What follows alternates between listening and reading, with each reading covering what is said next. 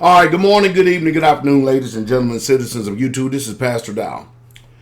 The movie The Matrix, to most people, it's very good entertainment. People are flipping, people are doing kung fu, and they're doing all types of acrobats and just all kinds of stuff. And people get entertained. Most people never, ever, if hardly ever, pay attention to the dialogue of any given movie. It goes like right over their head. Let me give you an example. We live here in this world. And if you have any dealings whatsoever at all, watch this, with anything that has to do with law. Anybody in those jurisdictions that has to do with law.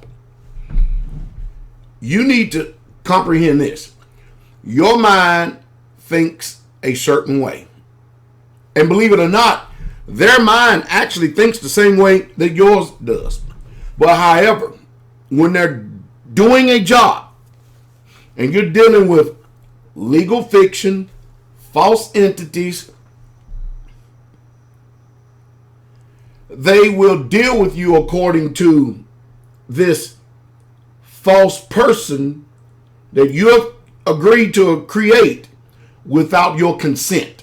Meaning, if you had knowledge of what you have just got finished contracting with, chances are you may never have ever contracted with it. That's why I talk so much about the marriage license. Because you actually give over your rights, but it must be a benefit to you. You must see something in it. And of course, y'all know that I'm very scripturally lawful. There's nowhere in the Bible that says you have to get a marriage license. Now, if you choose to do that, I hope that you have done your due diligence. I hope you've done your research. Because there may be times and instances you may need to do it. But you need to understand this. When you're dealing with anybody concerning law, it's like you're dealing with a make-believe person. And you can sit up here and write a writ. You can write something out. And if it doesn't say anything according to the way that they have been trained in what they call civil law, they'll say, I don't recognize this. There's nothing here. There is nothing here.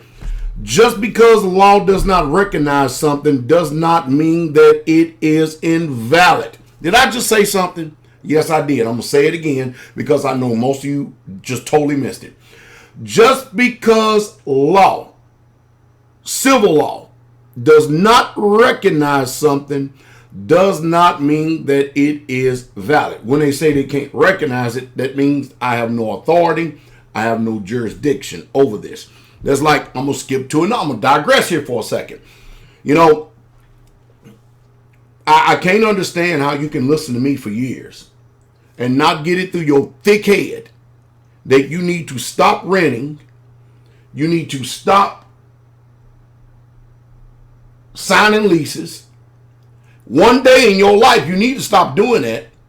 And you need to, look at this, become a land owner, provided that you're not in the faith in a community setting. Did you hear me?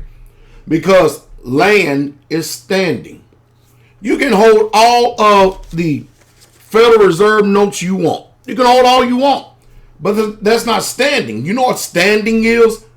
Gold. And what, Pastor, what does that mean, standing? Some of you probably didn't even care. See, this is the problem.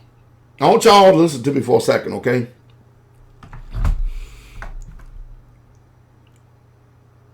All of you have better hope that someone has your best interest in mind. Look over at your spouse. Look over at them. Look over at your children. And now look at yourself. Listen to this. Are there any guarantees? Any guarantees at all that when they die, could be tomorrow, who gonna take care of you? What type of attitude or environment have you created? Do you have the humility? Are people going to be benevolent towards you? Will you lose your protection? Will you lose your standing? You see, all these things you need to be thinking about. And I talk about it all the time. All the time. We just had a sister who had a husband pass away. 43 years old. Just gone. Just like that. Just like that. 7 children. Is your family members going to be benevolent enough to open up their doors in their home and take care of all of y'all? Is your church benevolent, as loving and kind as they are, and they follow Christ? Oh, we love Jesus. Are they going to do it? Again, you may have an authority figure over you, but you better hope that you live in such a manner, in such a way, that people love you enough because of your behavior that they are willing to sacrifice a portion of their life to make you part of them. Because your natural family ain't going to do it. People just simply ain't going to do it. You know, there's a lot. There's much to be desired, and there's a lot that really truly needs to be considered and thought about in this life. Again, you better look over at your spouse. Are things going to remain the same with you when they are gone? I'm telling you. You had better learn how to do something about your attitude. You had better learn how to do something about this dumb, stupid, ignorant stupor that you find yourself in. You had better learn how to become an intelligent person and stop finding a utopia in stupidity and ignorance. Because you know why? Because if your spouse dies, the next person is not going to tolerate that. If they do it all, I'm telling you, you have to invest in yourself. You need to invest in knowledge and wisdom. You spend so much time with a bunch of damn foolishness and stuff in this life. And you think that the government is going to be there to take care of you, or somebody else is going to take care of you and stuff. And mind you, most of you are not even set up for that.